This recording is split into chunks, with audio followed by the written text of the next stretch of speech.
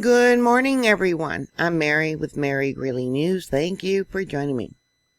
Reports are still coming in, but earlier this morning around 2 a.m. local time, near Santa Rosa, there was a magnitude 2.6 earthquake that woke many residents up. So far, 244 people reported feeling this earthquake. This earthquake was caused by the sudden jolt of the Rodgers Creek fault zone. Here you can see it. And we got San Jose down over here. It actually runs into several other faults. One, the most dangerous and significant that I reported the other day because it had an earthquake, was the Hayward fault. North of that, you can see the Calaveras fault. And just below that, the San Andreas fault, etc. One report on EMSC says it felt like someone who really doesn't like you walked up behind your seat and shoved it hard once. Surprisingly strong jerk for a small quake, even this close, and they got a map of their location, which is north of Santa Rosa.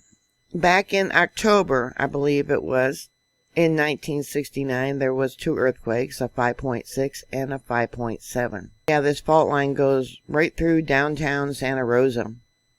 And scientists believe this area is capable of having a magnitude 7.0, maybe larger earthquake. Any earthquake has a 5% chance of being a foreshock for something much larger. Those 2 earthquakes in 1969 in Santa Rosa killed 1 person. Damage was estimated to be $8.35 million. And here on Wikipedia it says most of the money was spent to replace buildings damaged beyond repair. There was over 200 aftershocks. Using Google Earth, here's the location of those 2 earthquakes in 1969, 5.6 and 5.7, relatively close to each other. And here's that 2.6.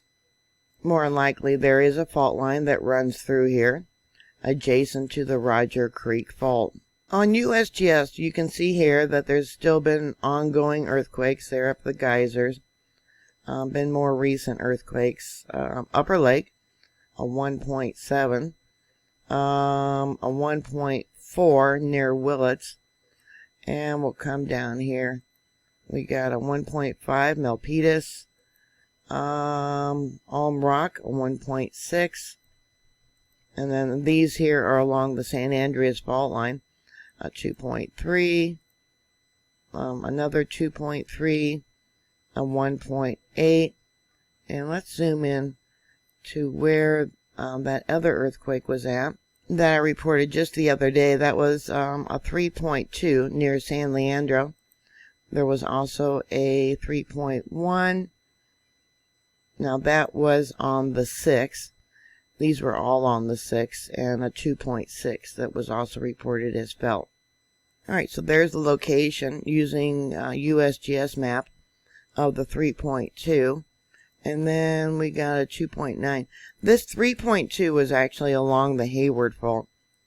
And then we got a 2.8 that was on the 5th.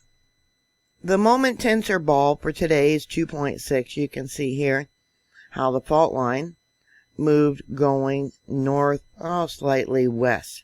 And it, slid up a little bit. Or rose up a little bit. The first initial wave of the earthquake came from the south.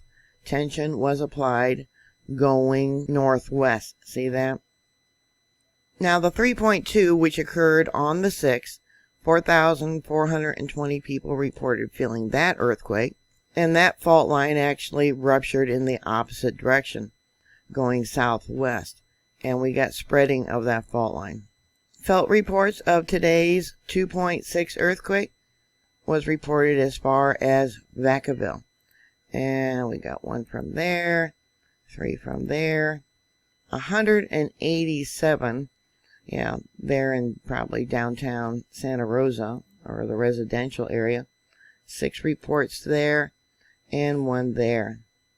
And 41 responses north of the location of today's earthquake. So because we got a fault line which is rupturing in two different directions. I wanted to take a look at what was occurring in the middle of the Bay Area.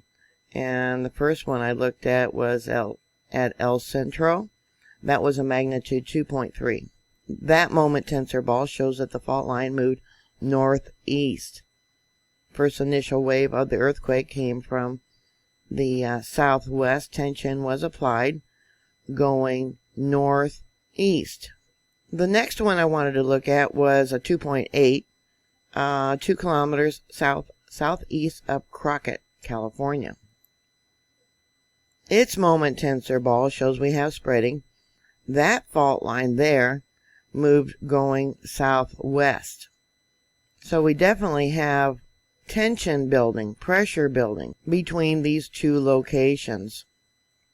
Here you can see how the Hayward fault kind of makes a jog as it crosses the bay there. We got Napa up over here. We got Fairfield over here, Panola, San Rafael, Richmond, yeah, and of course the San Francisco Bay Area. So my guess would be that tension has built for the Hayward fault, and like I said, any earthquake has a 5% chance of being a foreshock for something major. Yeah, we got Martinez over here, Vallejo, Panola. Yeah, I hope everyone is prepared for something major. Definitely do not want a repeat of the 1906 earthquake. So did this earthquake wake you up early this morning? If so, put your thoughts and comments down below. What did it feel like? Did you have anything that fell off of shelves, or maybe some damage to your foundations, etc.? Please put those comments down below. Thank you for watching. Please stay safe, and I will talk to you later. God bless you. Bye.